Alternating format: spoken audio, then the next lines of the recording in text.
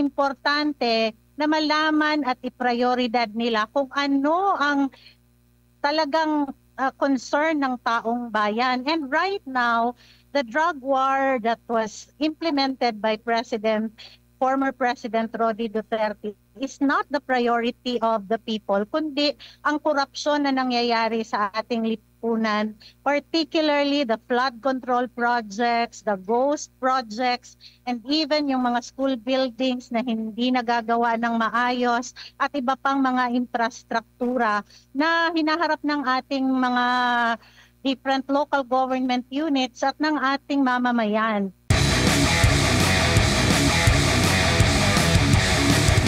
Muling iimbestigahan ni Ombudsman Remulla ang drug war sa ilalim ni dating Pangulong Rodrigo Duterte. Ano po masasabi po ninyo tungkol dito, ma'am? Ang masasabi ko dito, paboritong-paborito naman talaga ng administrasyon ang mga Duterte, no? Mula kay VP Sara, kay Tatay Digong, at ngayon naman po gusto nilang imbestigahang muli ang drug war. Hindi naman po natin sila pwedeng pigilan sa kanilang gustong gawain. But being public servants, Admar and Almar, importante na malaman at iprioridad nila kung ano ang talagang concern ng taong bayan. And right now, the drug war that was implemented by former President Rodi Duterte is not the priority of the people, kundi ang korupsyon na nangyayari sa ating lipunan, particularly the flood control projects, the ghost projects, and even yung mga school buildings na hindi nagagawa ng maayos at iba pang mga infrastruktura na hinaharap ng ating mga different local government units at ng ating mamamayan. Napaka ironic itong nangyayari na pagkaupo ni Ombudsman Remulla, ang una kaagad niyang tinitira ay yung kanyang yung mga kalaban ng administrasyon, considered as kalaban kasi supposed to be magkakakampi naman. No, nobody's stopping them and nobody can stop them whatever they want to do. But it only shows, Admar, na iba ang prioridad ng pamahalaang ito. Nasa mata na nila ang troso, pero ang gusto nilang tingnan ay yung napakalayong bukirin para yon ang kanilang asikasuhin. Ma'am, bilang isang Pilipino, ano po yung kumbaga naging experience or ano po yung masasabi po ninyo doon sa naging resulta ng war on drugs na campaign ng ating former President Rodrigo Duterte, kasi alam naman natin na yun yung talagang tinatrabaho niya, yung peace and order, kasama na dito yung war on drugs po, ma'am. Personally sa akin, no, I have really felt na it was a very successful program of the President. Simple lang, Admar, ang example ko nito. Nung nanalo si Pangulong Duterte, hindi pa man lang siya nakapag-oath. Doon sa dati naming tinitirhan sa Pasay, pag pumupunta ka sa palengke ng Pasay, nandoon lahat yung mga nagtatambay na nakahubad ng damit, nag-iinuman, nagsisigarilyo. Pero nung nanalo si Pangulong Duterte, hindi pa man siya nakapag-take oath, nagsipagwalaan lahat ng mga tambay sa kanto. And in fact, we have felt it, no, sa ating mga streets na kampante ang mga magulang. Ako, I have 5 kids, no. Kampante akong palabasin ang aking mga anak sa gabi kasi alam ko that they are safe. Pero sa panahon ngayon, nakikita natin, nabubulagta na lang yung mga kababaihan natin, nakikita sa damuhan, patay, na rape. Pero sa panahon ni Pangulong Duterte, sobrang bumaba po ang kriminalidad nadala ng drug addiction at saka drug trade. Aside from that, Admar, nakita mo na nalinis ang ating mga kanto. These are testimonies, real testimonies of people around the Philippines, no?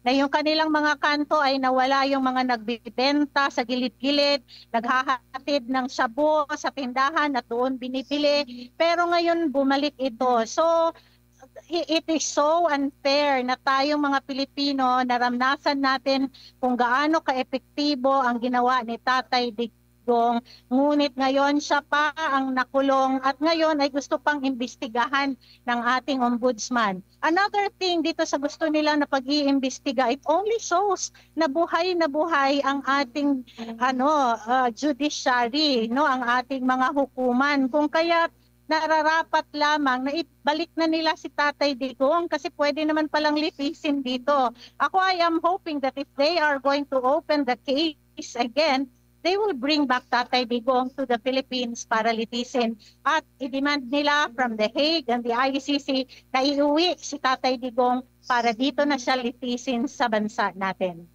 Ma'am, nung nakarang administrasyon, dinidisplay yung kamay na bakal. So gaano ka-importante, ma'am, na sa nangyayari ngayon na bukod po doon sa mga nabanggit mo kanina na tumaas nga yung krimen, bumalik yung illegal na droga sa lansangan, itong talamak na korupsyon na nangyayari ngayon sa ating bansa po, ma'am, gaano ka-importante na merong kumbaga nagpapatupad o nagpapakita ng kamay na bakal pagdating po sa pagpapatupad po ng batas po, ma'am?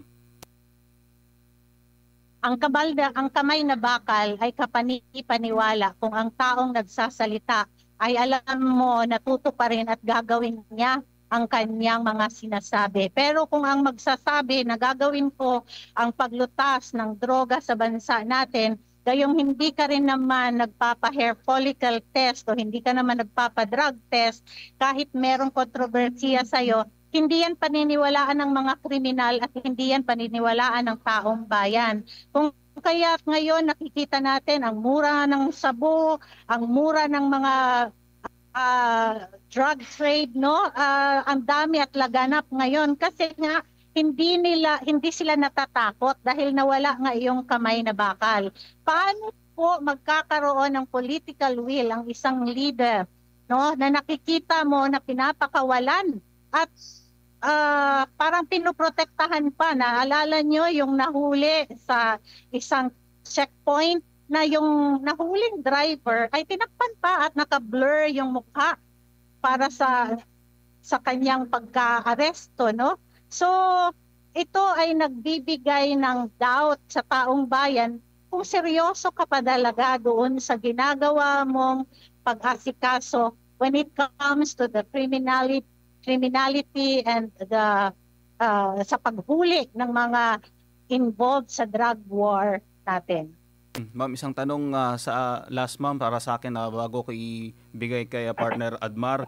May pahayag si former Senator Trillanes ng Davao City daw ang pinaka-dangerous city sa Pilipinas. Ano po masasabi mo dito, ma'am? Ito ay pinaka-nakakatawa na comment, kasi even the world recognizes Davao City as the safest city in the Philippines. In fact, it is the only city in the whole Philippines that was recognized sa buong mundo, as the 53rd safest city to visit in 2025.